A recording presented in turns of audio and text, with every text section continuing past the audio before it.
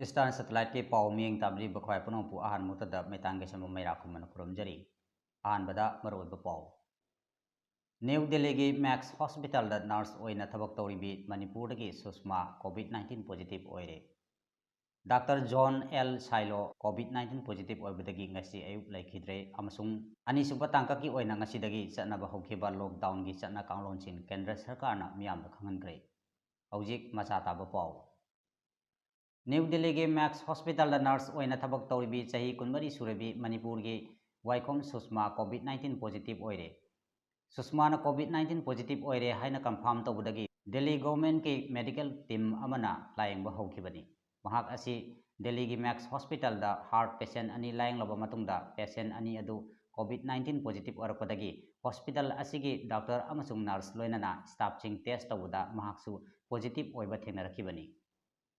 चाही हमबु मापन सुरबा बेथानी आउटरीच हॉस्पिटल शिलोंग की डायरेक्टर ओइरिबा जॉन एल साइलो कोविड-19 पॉजिटिव ओइबदगी ngasi ayuk laikhidre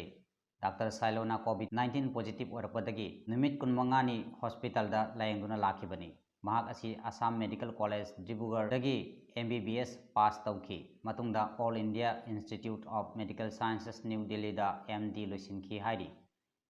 लैखिद्रबा डॉक्टर सैलोगी नुपी अमदी महाकी इमुंगी मियोय तरुकमा कोविड-19 पॉजिटिव ओइरे हाइरी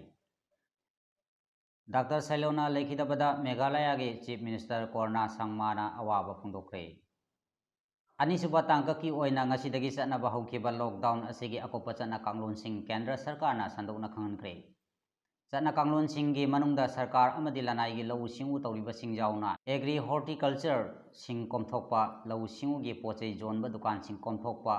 नोंमगी चंद्रबा जाद्रबा चानबा पोलम सिंग पुबा गाड़ी सिंग ड्राइवर का कोनना महाकी मतेंग पांगबा मियोय अमा जाउना कोमथोकपा लोइनना फिशरी अमसुंग पोल्ट्री सेक्टर सिंग कोमथोकपना सिंगबा जाउरी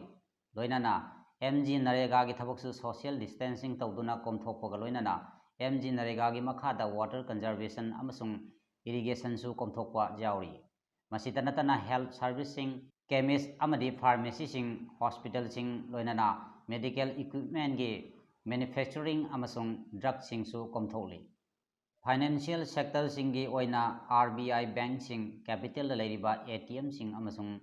SEBI सेबी की नोटिफाई तौबा डीप मार्केट सिंग इंश्योरेंस कंपनी सिंग सु अलॉट तौगनी ट्रांसपोर्टेशन की पोचै सिंगसु परमिट तौगनी हाइना नोटिफिकेशन असिदा याउरी अदुमोइनम हौजिक चथरिबा लॉकडाउन असी रिव्यू तौरगा लाक्लिबा एप्रिल 10 दगी कोमथोकनबगी वाफमसु पल्ली अदुबु स्टेट अमगा चथोक चसिन तौबा डिस्ट्रिक्ट अमदगी डिस्ट्रिक्ट अमदा चटपना चिंगबदी अथिंगबा थमली टैक्सी सर्विस बस सर्विस गा लोइनना लेबाकी मनुंग अमदी मपान लेबाकता चथोक चसिनगी फ्लाइट सर्विस सिंगसु अथिंगबा थमली लोइनना समाज की ओइबा थबकसिंग लुहोंबा लाइक लाइसु तंबा इनाट की ओइबा थोरम धर्म की ओइबा थोरमदा मियाम पुन्ना लाई खुरंबा साना खोनाबा कास्टम न चिंगबदसु अथिंगबा असी थमली अदुमोइनम असी अनागी पोलोइबदा मियोय कुंदगी हेना तिनबा जादबना चिंगबा याउरी हौजिक अरोइबदा मरोइबा पाव अमुहना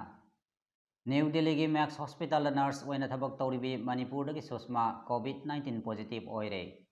डॉक्टर जॉन एल साइलो कोविड-19 पॉजिटिव ओइबदगी ngasi ayuk laikhidre amasung अनिसुबा तांका की ओइदा ngasi दगी चनबा हौखिबा लॉकडाउन की चना कांगलोनसिंग केंद्र सरकारना मियामदा खंगनख्रे पाव लोइजरे।